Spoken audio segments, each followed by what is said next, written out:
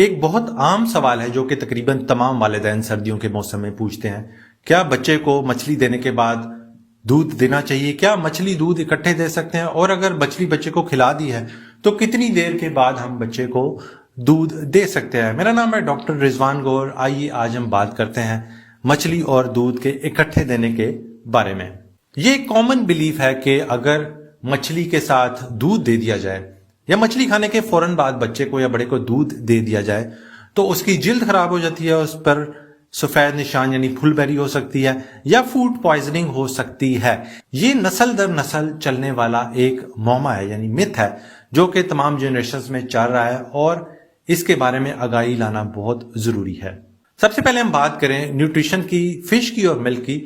Fish ایک انتہائی مفید غذا ہے جس میں vitamin A, vitamin D, vitamin E اور اس کے علاوہ اومیگا 3 فیٹی ایسڈ ہوتے ہیں جو کہ انسانی بچے کی جلد کی نشو و نما، دل کی نشو و نما، پٹھوں کی نشو و نما اور دماغی صحت کے لیے بہت اہم ہے، اور خاص طور پہ جسم میں مدافعتی نظام کو ایکٹیو رکھنے کے لیے بہت اہم رول ادا کرتے ہیں۔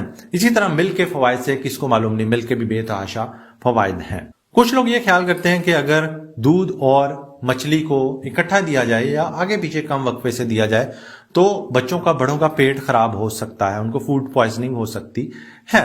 تو سب سے پہلے اپنی بات کے نتیجے پر جانے سے پہلے میں آپ کو یہ بتاتا چلوں کہ جن بچوں کو ملک انٹالرنس یعنی لیکٹوز انٹالرنس ہے، جن کو دودھ ہضم نہیں ہوتا، ان کا دودھ کے نہ ہضم ہونے کی وجہ سے پیٹ بھی خراب ہو سکتا ہے، پیٹ میں گیس، مروڑ، کریمپس بھی ہو سکتے ہیں، خاص طور پہ جب وہ دودھ پیتے ہیں۔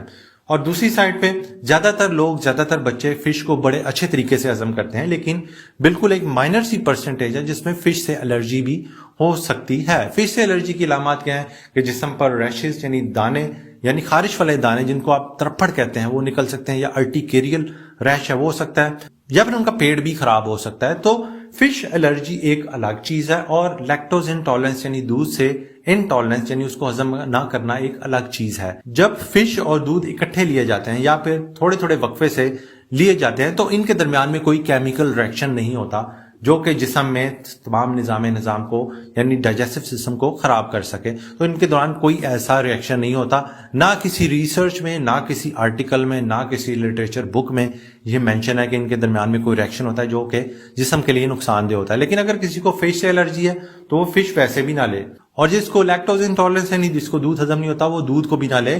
جن لوگوں کو فش سے الرجی ہے وہ اگر خالی فش بھی لے گئے ان کا پیٹ خراب ہو سکتا ہے، ان کے جسم پر دانے نکل سکتے ہیں، اور جن کو لیکٹوز انٹالرنس ہے ان کو خالی دودھ لینے سے بھی پیٹ خراب ہو سکتا ہے، لیکن ان دونوں کا اکٹھے لینے سے کوئی کیمیکل ریئیکشن، کوئی مسئلہ نہیں ہوتا۔ لیکن اگر کسی کو دودھ کا پرہیز ہے وہ ان چیزوں کو اکٹھے نہ لے، جس کو مچھلی کا پرہیز ہے، مچھلی جس کو سوٹ نہیں کرتی، وہ بھی ان کو اکٹھا مت لے۔ ساری دنیا میں بہت زیادہ فش سے ریلیٹڈ ڈشز ہیں جن میں دودھ اور دہی کا استعمال ہوتا ہے۔ میں آپ کو کچھ مثالیں دے سکتا ہوں، جیسے کہ ایک بہت مشہور ڈش ہے جس کو فش قورمہ کہتے ہیں، جس میں فش کا استعمال ہوتا ہے، جس میں دہی کا استعمال ہوتا ہے، ملک پروڈکٹس یوز ہوتی ہیں جو کہ ساری دنیا میں تمام ہوٹلز میں کھایا جاتا ہے۔ تو ملک پروڈکٹ اور فش اکٹھا جا رہا ہے لیکن کسی کو کوئی مسئلہ نہیں ہوتا۔ اور اس کے علاوہ ایک اور ڈش ہے جس میں سیلمن فش ان یوگرٹ ساس یوز ہوتی ہے، اس میں بھی دہی کا استعمال ہوتا ہے، سیلمن فش، ڈفرینٹ طرح کی ساسز استعمال ہوتی ہیں، ساری دنیا میں یہ سرو کی جاتی ہے اور بڑی مشہور ڈش ہے۔ تو ان شارٹ فش اور دودھ اکٹھا لینے سے یا آگے پیچھے لینے سے کوئی مسئلہ نہیں ہوتا، ماں سوائے وہ بچے جن کو دودھ سے یا فش سے الرجی ہے وہ نہ دودھ لیں نہ فش کا استعمال کریں، اور اکٹھے بالکل استعمال مت کریں۔ امید ہے یہ معلومات آپ کے لیے کارآمد ثابت ہوں گی۔ اپنا اور بچوں کا بہت بہت خیال رکھیں، بھائی کو دعا میں یاد رکھیں۔ اللہ حافظ۔